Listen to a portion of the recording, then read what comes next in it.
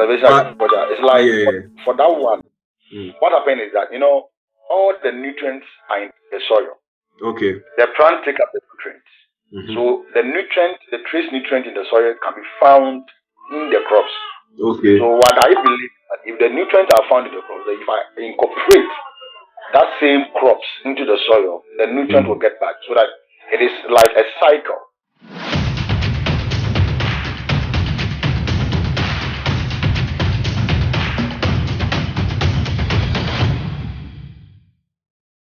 Akwaba, Maize, welcome to my channel. My name is Efo Selasi. If you're new here, I share stories on entrepreneurship, talent, and locations across Africa. Today we are here with Mr. Emmanuel. He's a farmer and a consultant. Let's say agro consultant. Is he agro consultant? Sure. Yes.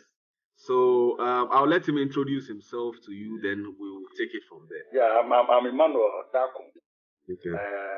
That's what I'm known. Okay. Outside, I have 4 names. Just that I use the 2.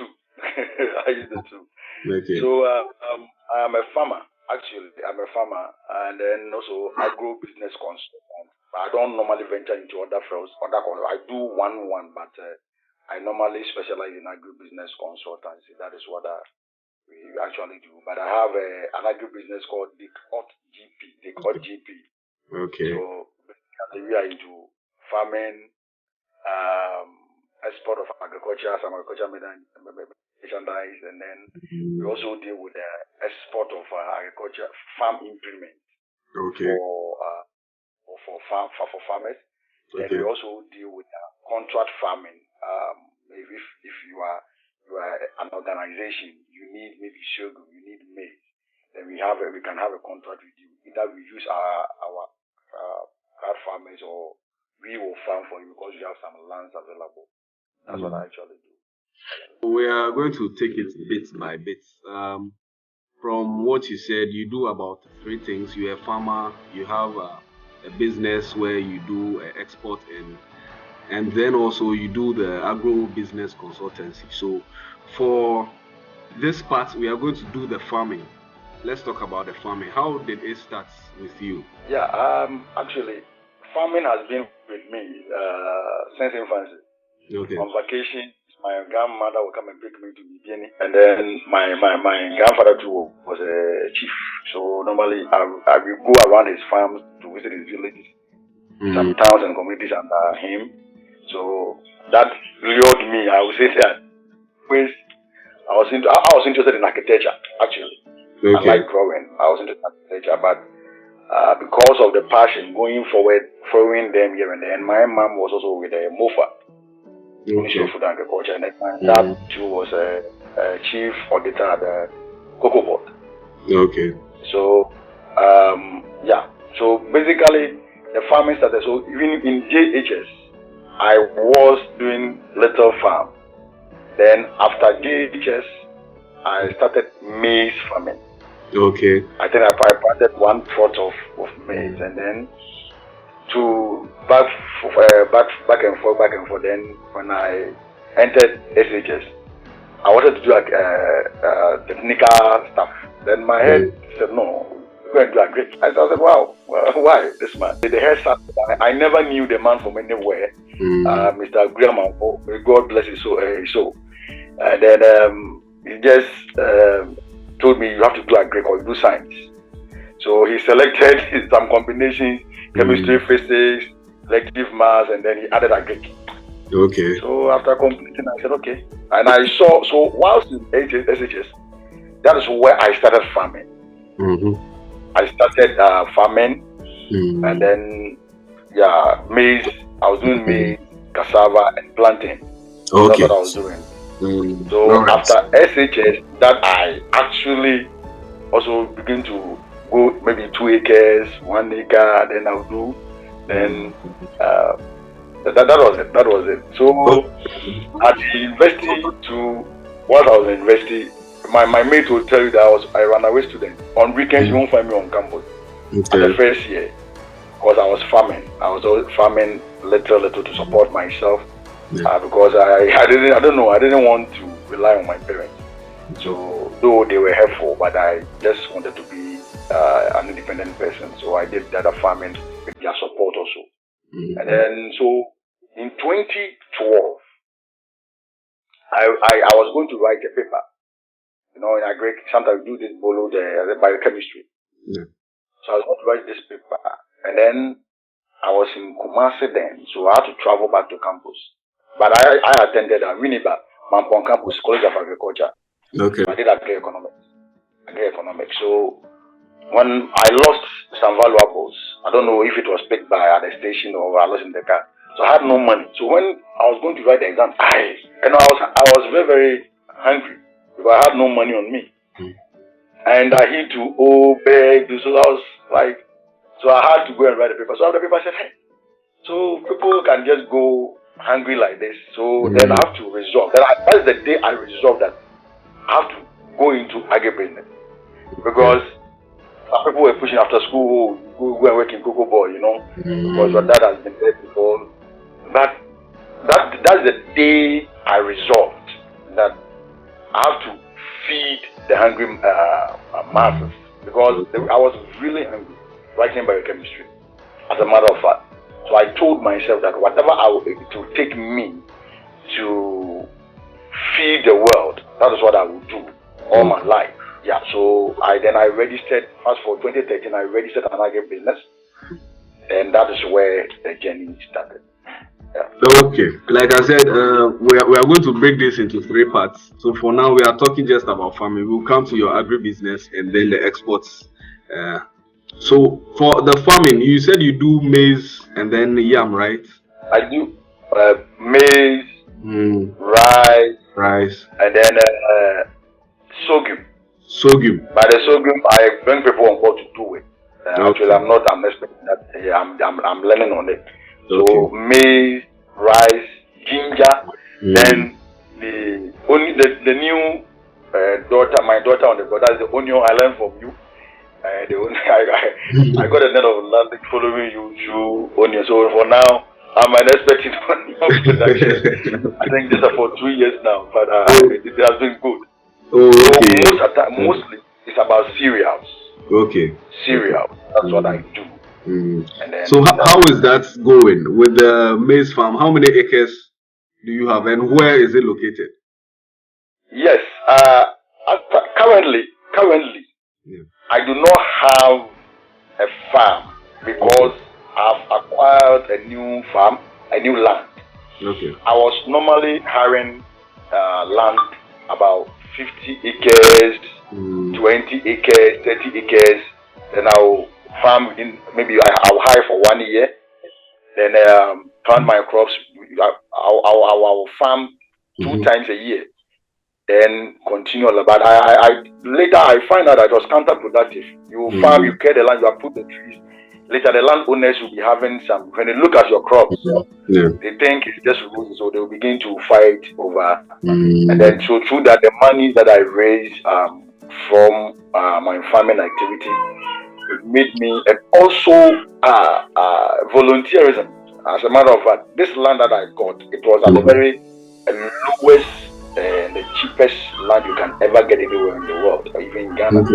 Because like I see that it was a gift, which I'm having it for 25 years. So left with 25 years. I think 2 years gone. So left with 25 years now that I'm supposed to. It's a lease. Okay. Yeah, so it's about 70 acres. So currently I am on the land, but I am just uprooting the trees, but I have no crops. My last harvest was in this December. Can you tell us a bit about the maize farming? Yeah. Yes. For the maize farming, I have been buying my seeds. Normally, I do conservation agriculture. Okay. I don't burn my weeds, so I clear the land early. I clear the land early, unless maybe in some places you encounter a lot of snakes, a lot of harmful pests. Then that one I will burn. Okay. But most at times I will slash, then cut the weeds into pieces. then leave it for some months. Sometimes if I will plant maybe in March, by December I've cleared the land. Then I will leave the debris to rot. Then pick up the woods. Maybe sell it or give it out or use it to do something else or farm so that we use it in cooking.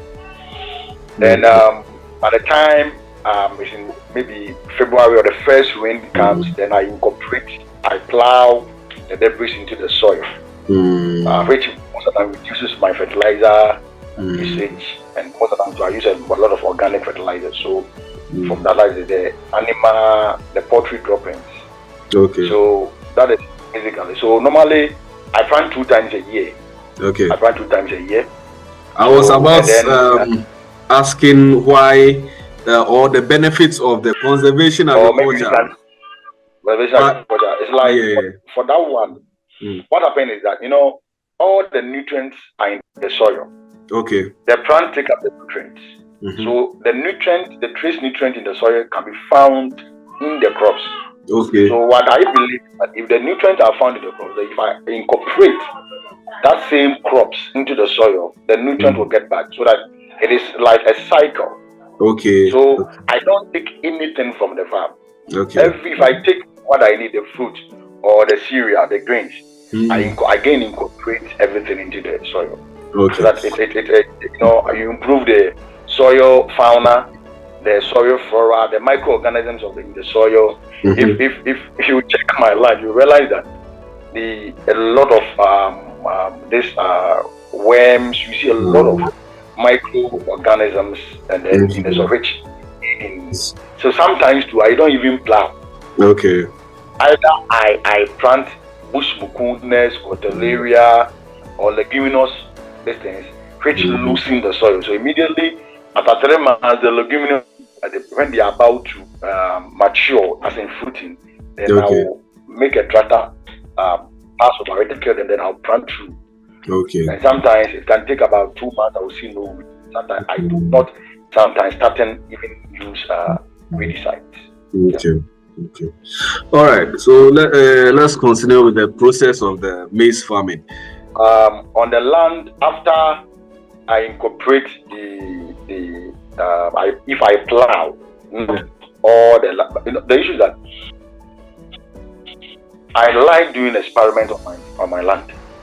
So I demarcate my plot. If it's 100 acres, I demarcate it into maybe 3. 1 I will not plow. 1 I will plow. But in case maybe most of that area that I put, most of them, they do a lot of yam. So if the land they have used it for yam, then I have to plow.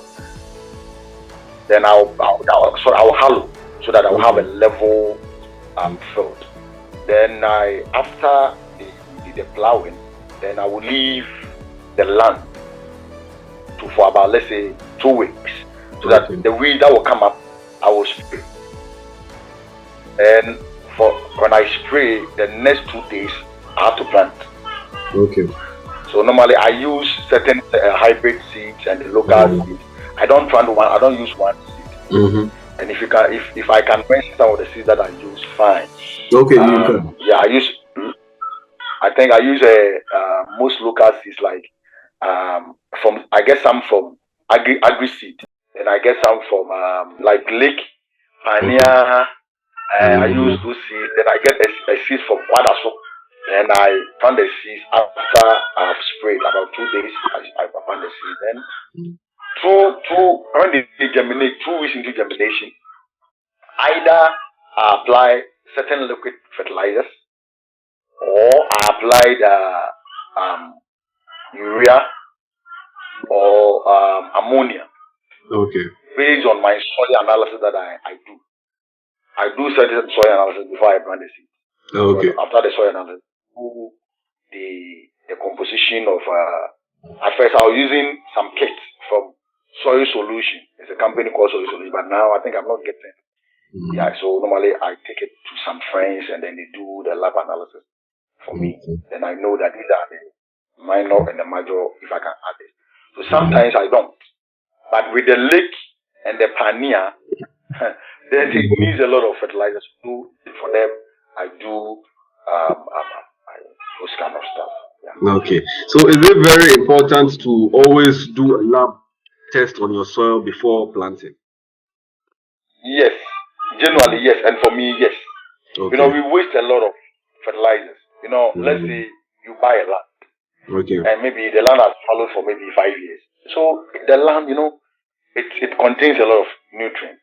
Okay. So if you do the analysis, maybe at that particular land there are certain the kind of crop you are going to grow. You should Mm. know your crop. If you know your crop, then your analysis will determine this crop will need a lot of phosphorus.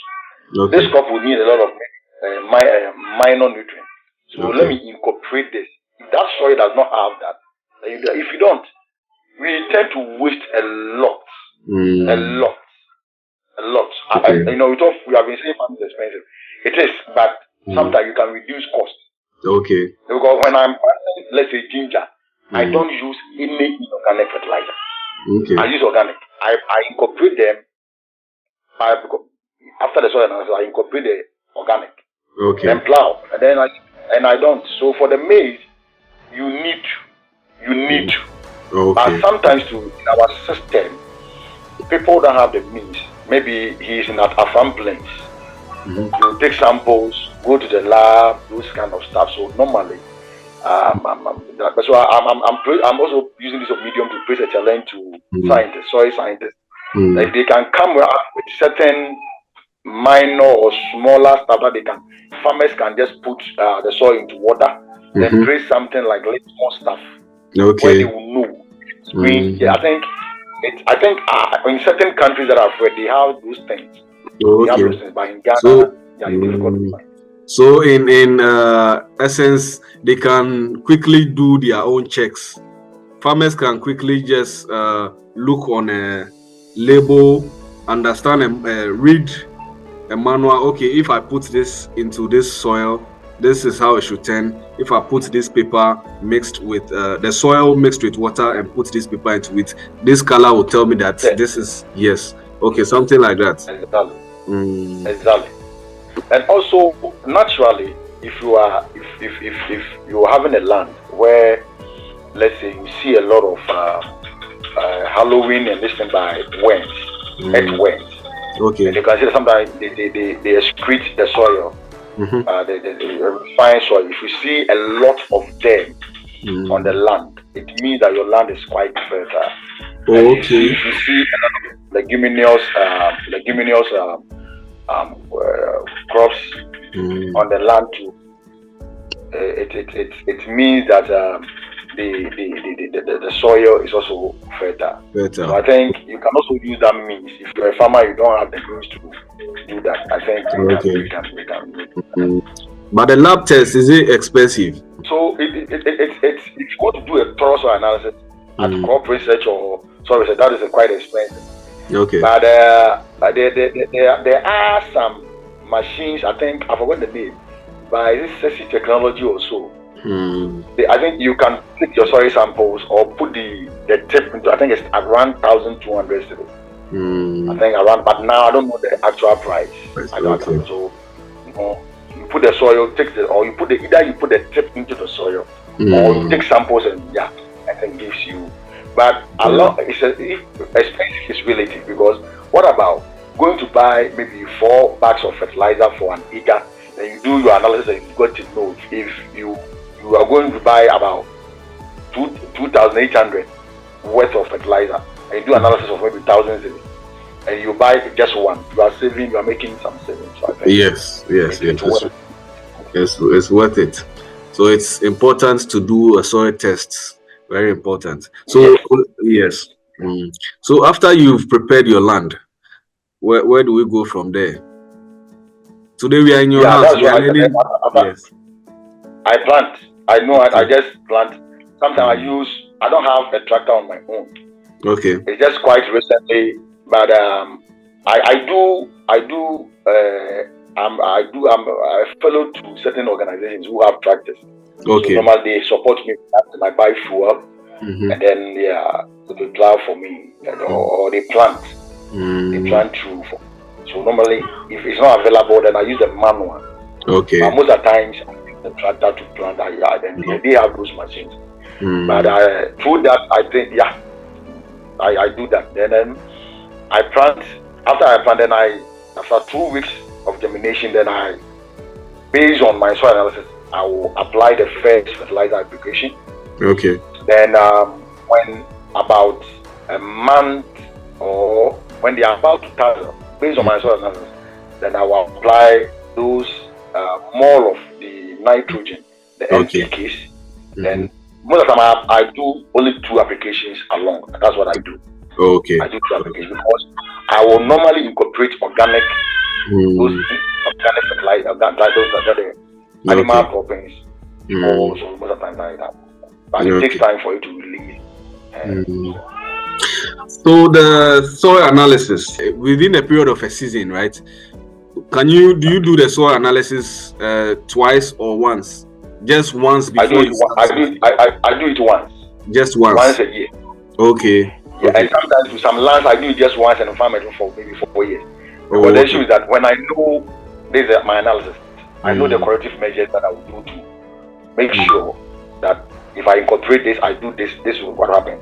Okay. So if the land is really bad, I will plant bush mukuna or cream mukuna. There are certain, it's like in the olden days, you know, I think I still use it in my house. There are some beans that we normally add to our soup. That flat white one. They come from that family. That bush is like in tree, we call it a biapia. Okay. On the other type, it's very, if it touches your skin, you're right. You'll be calling your ancestors like it's itchy. That type. They come from that family. It's called bush mukuna. We have bush mukuna, cream mukuna, and I think like then cotalaria. Okay. So when the land is bad, I plant that. It takes around 3 months. Okay. So I plant it and it resistance to drought. So even if there is not raining, it grow because of I don't know how it is. I don't find the science behind it, but it's able to grow. Then I incorporate it into the soil. Okay. And you see that it works. It works like magic. Okay. It works like magic. Yeah. That's nice. So during this process, how long does it take for the plants when you plant the maize from that time to it gets ready for harvesting? How long does it take? Most of the maize I use is 2 months, 2 weeks to 3 months. Okay, 2 months, 2 weeks to 3 months. Okay. 3 months. That's when you see the maize that they are matured. Yeah. Okay. So within that period, what are some of the measures you take to ensure that at the end of the period you get your yields good? Yeah, especially in the era of this what do you call them, army worms and other. I normally plant in rows.